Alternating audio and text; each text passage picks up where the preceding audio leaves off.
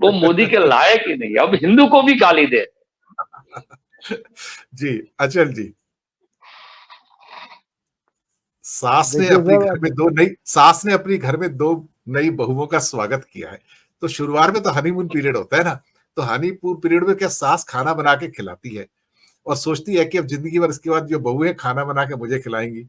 लेकिन ये बहुएं ऐसी हैं जो उसी से खाना बनवाती रहेंगी और कहीं तुम ही बनाते रहो और हम खाते रहेंगे। राजेश जी ने एक बात कही, उन्होंने कहा कि वो उसके पास ही बहुत सारे सीक्रेट हैं, क्या कहते हैं कि अमित शाह के पास, नरेंद्र भाई के, मोदी के।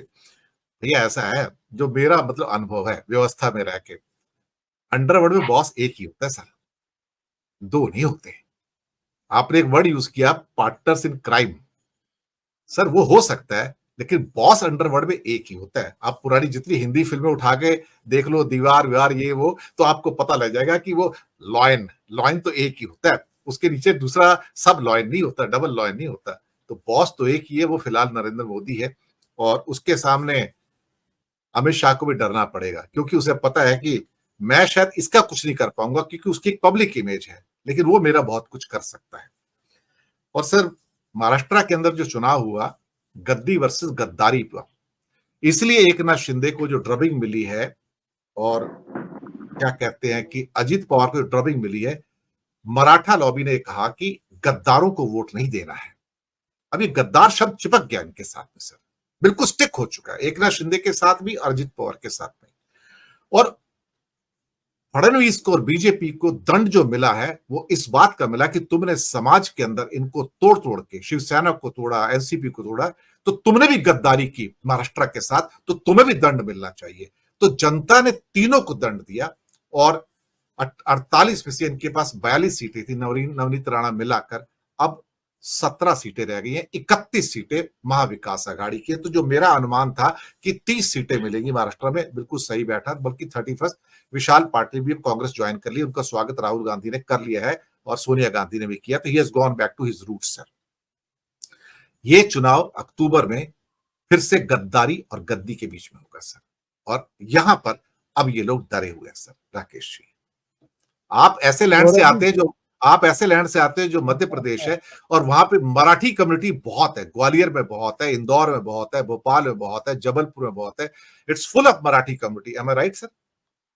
बिल्कुल सही कह रहे हैं आप, लेकिन देखिए आपने जिस शब्द का इस्तेमाल किया, गद्दार और गद्दारी, मेरा तो उपन्यास का नाम ही गद्दार है। 1857 की जो लड़ाई हुई थी, उस पर मेरा उपन्यास आया था, गद्दार और खूब बिका वो।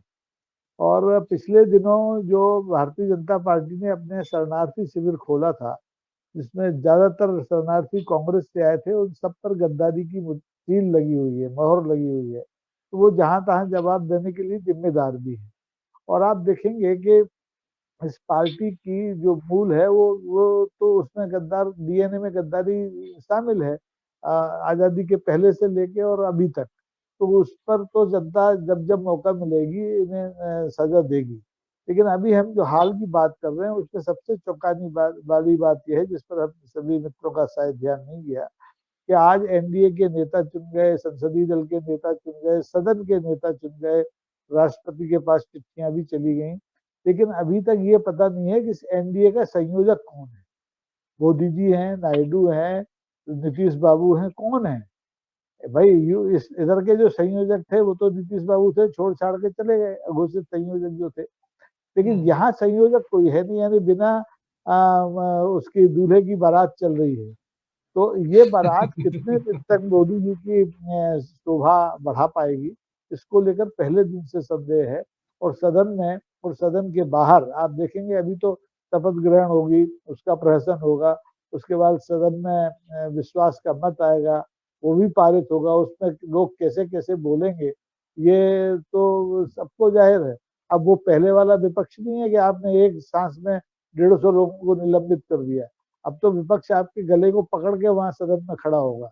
तो सदन में जब पहला विश्वास मत पर बहस होगी, वो बहुत रोचक होगी, और वही बहस इस नई सरकार के भविष्य को तय करेगी। ये 6 महीने चलने वाली है, साल भर चलने वाली है, या पूरे 5 साल चलेगी। और मुझे लगता है कि अब ये मर्सी गवर्नमेंट है, और ये मर्सी केवल सहयोगी दलों का नहीं, विपक्ष की भी मर्सी इस सरकार को चाहिए विपक्ष जब तक दयावान रहेगा ये सरकार चलती रहेगी।